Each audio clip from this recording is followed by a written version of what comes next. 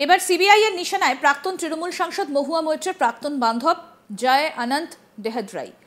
25শে জানুয়ারি বৃহস্পতিবার দুপুর 2টোয় তাকে লোদি রোডের সিবিআই দফতরে তার বক্তব্য রেকর্ড করার জন্য ডাকা হয়েছে।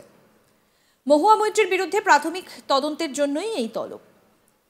তাই মনে করা হচ্ছে যে অর্থের বিনিময়ে প্রশ্ন মামলাতে দেহাদ্রাইকে জিজ্ঞাসাবাদ করা হতে পারে। আমাদের প্রতিনিধি স্বপন ঘোষ কি প্রতিবেদন তুলে ধরলেন এই বিষয়ে, আসুন আগে শোনাই আপনাদের।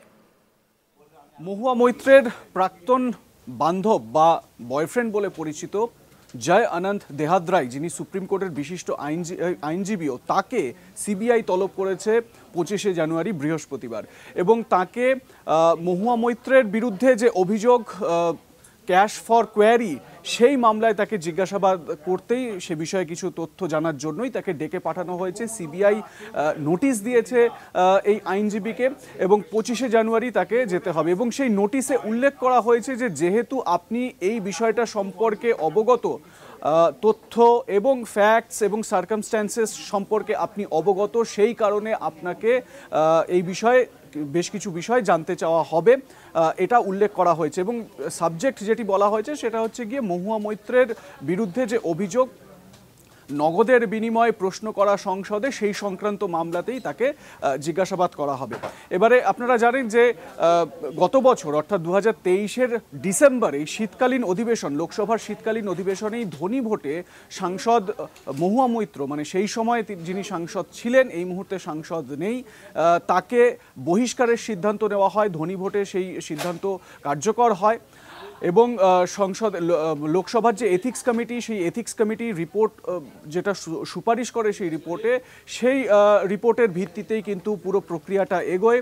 আপনারা জানেন যে এই আইনজীবী মানে জয় আনন্দ দেহাদ্রাইয়ের নাম কেন আসছে সামনে, সেই বিষয়টা একটু বলে রাখা দরকার। তার কারণ হচ্ছে মহুয়া মৈত্র সম্পর্কে যাবতীয় বেশ কিছু বিষয় বা তথ্য চিঠির মাধ্যমে নাকি তিনিই দিয়েছিলেন। কাকে দিয়েছিলেন?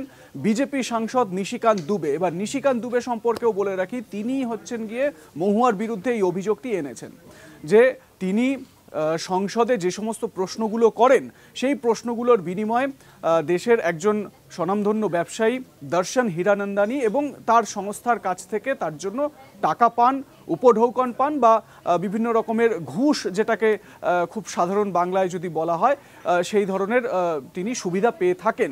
তো তার বিনিময়ে তিনি প্রশ্ন করেন সংসদে। এবারে এতদিন পর্যন্ত মহুয়া মৈত্রকে আমরা দেখেছি যে সংসদে তিনি মোদী সরকারের বিরুদ্ধে একেবারে ক্ষিপ্রতার সঙ্গে প্রশ্ন করতেন। বিশেষত মোদির সঙ্গে বা মোদি অ্যান্ড কোম্পানির সঙ্গে আদানি গোষ্ঠীর যে যোগাযোগ বা আদানি গোষ্ঠীর যে সম্পৃক্ততা, সেই বিষয় নিয়ে ভীষণ রকমভাবে সরব হতে দেখা গিয়েছিল মহুয়া মৈত্রকে। কিন্তু হঠাৎ করেই ছন্দপতন, মহুয়ার বিরুদ্ধেই এবারে একটা অভিযোগ উঠল, গুরুতর অভিযোগ। যদিও মহুয়া মৈত্র এই ধরনের অভিযোগের ধার ধারেন না। মহুয়া মৈত্র এই যে সিবিআই এনকোয়ারি, যেটা জাতীয় লোকপালের নির্দেশে সিবিআই এনকোয়ারি হচ্ছে, সেই সিবিআই এনকোয়ারি সম্পর্কেও বলতে গিয়ে তিনি বলেছেন যে আমার বিরুদ্ধে সিবিআই এনকোয়ারি কি জন্য? আদানিদের যে 13,000 কোটি টাকার যে ঘাফলা, সেই নিয়ে সিবিআই এনকোয়ারি নয় কেন? একই সঙ্গে জাতীয় সুরক্ষা নিয়ে একটা প্রশ্ন মহুয়ার বিরুদ্ধেও উঠেছে। তার কারণ তার যে লোকসভার লগ ইন পোর্টাল, সেই পোর্টাল নাকি দুবাইয়ে ব্যবহার করা হয়েছিল, দুবাই থেকে ইউজার আইডি পাসওয়ার্ড দিয়ে ব্যবহার করা হয়েছিল, এই ধরনের একটা বিষয় সামনে এসেছিল। তো সেক্ষেত্রে একটা জাতীয় সুরক্ষার ইস্যু সামনে চলে আসছিল। তো সেই প্রশ্নের জবাবে মহুয়া মৈত্র বলেছিলেন যে জাতীয় সুরক্ষা সেটা তার ক্ষেত্রে, তার কারণ তিনি এটাও বলছেন যে আদানি গোষ্ঠী দেশের বেশিরভাগ বন্দর সামলাচ্ছে এবং সেই আদানি গোষ্ঠীর যারা পার্টনার তারা তো প্রত্যেকেই বিদেশি, এবং সেক্ষেত্রে দেশের এত বড় একটা সম্পদ যেখানে বিদেশিদের হাতে চলে গেল, সেখানে তো সব থেকে বড় জাতীয় সুরক্ষার ইস্যু। তাহলে সেক্ষেত্রে আমাকে কেন জাতীয় সুরক্ষার প্রশ্নে এরকমভাবে বিদ্ধ করা হচ্ছে, এই বিষয়টিও মহুয়া মৈত্র তার বক্তব্যে তুলে ধরেছিলেন। তো সার্বিকভাবে যদি আমরা দেখি যে মহুয়া মৈত্রের চাপ কিছুটা বাড়লো। একদিকে তার সাংসদ পদ খারিজ হয়ে গিয়েছে, যেরকম আমি কিছুক্ষণ আগেই বললাম। গত বছর যে শীতকালীন অধিবেশন ছিল গত 8ই ডিসেম্বর, সেই 8ই ডিসেম্বর মহুয়া মৈত্রের সাংসদ পদ খারিজ হয়ে যায়, ধ্বনি ভোটে পাস হয়ে যায়, তার এই সাংসদ পদ খারিজ হচ্ছে। আপনারা জানেন এর আগে লোকসভার যে এথিক্স কমিটির একটি মিটিং হয়েছিল, সেই এথিক্স কমিটির মিটিংয়ে মহুয়া মৈত্রকে ডেকে পাঠানো হয়েছিল। তার বক্তব্য কি, তার বিরুদ্ধে যে এই ক্যাশ ফর কোয়ারি অভিযোগটি উঠছে, তো সেক্ষেত্রে তার বক্তব্য কি, তার বক্তব্যও শোনা হয়। এবং সেদিন আমরা সম্প্রচার করেছিলাম, আমরা স্ট্রিম করেছিলাম, আপনারা দেখেছিলেন আজ তাক বাংলার ইউটিউব চ্যানেলেই, যে মহুয়া মৈত্র এবং তার সঙ্গে বেশ কিছু সাংসদ তারা খুব ক্ষিপ্রতার সঙ্গে বেরিয়ে আসছিলেন এই মিটিং থেকে, এবং তারা বিভিন্ন রকম অভিযোগ করছিলেন। মহুয়া মৈত্রকে একেবারে রণচণ্ডী একটা মূর্তিতে দেখা গিয়েছিল, এবং বিভিন্ন রকমের অশ্লীল প্রশ্ন করা হয়েছে তাকে এথিক্স কমিটির এই বৈঠকের ভেতরে, এরকমও অভিযোগ করেছিলেন মহুয়া মৈত্র। তো সেই জায়গা থেকে দাঁড়িয়ে তারপরে এথিক্স কমিটি একটা আন্দাজ করাই যাচ্ছিল যে এথিক্স কমিটি কীরকম রিপোর্ট দিতে চলেছে বা কীরকম সুপারিশ করতে চলেছে।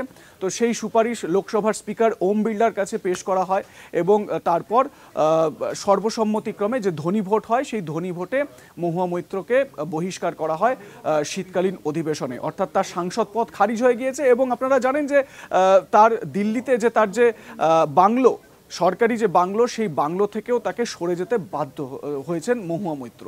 তো সার্বিকভাবে বলা যায় এই যে তার প্রাক্তন বয়ফ্রেন্ড জয় আনন্দ দেহাদ্রাইকে যে ডাকা হলো, তাকে যে জিজ্ঞাসাবাদ করা হবে, সেই বিষয়ে কিন্তু মহুয়া মৈত্রের চাপ আরও বেশ কিছুটা বেড়ে গেল, তা বলাই যায়।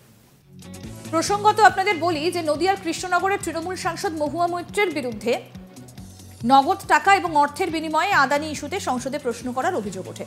ঘটনার তদন্ত শুরু করে এথিক্স কমিটি। তদন্তে নেমে নিজের লোকসভার লগইন পাসওয়ার্ড শেয়ার করার অভিযোগে মহুয়াকে বহিষ্কারের সুপারিশ করে এথিক্স কমিটির চেয়ারম্যান। জানা যায়, তৃণমূল সাংসদ মহুয়া মৈত্রের লোকসভা পোর্টালের লগইন আইডি এবং পাসওয়ার্ড শুধু দুবাই থেকেই নয়, আমেরিকার নিউ জার্সি এবং বেঙ্গালুরু থেকেও তা ব্যবহার করা হয়। কেন্দ্রীয় ইলেকট্রনিক্স অ্যান্ড ইনফরমেশন টেকনোলজি মন্ত্রক সূত্রে খবর, সাংসদ মহুয়া মৈত্র যেদিন কলকাতা এবং দিল্লিতে ছিলেন, সেদিনই তার লগইন আইডি এবং পাসওয়ার্ড ব্যবহার করা হয়েছিল দুবাইয়ের পাশাপাশি বেঙ্গালুরু এবং নিউ জার্সি থেকেও।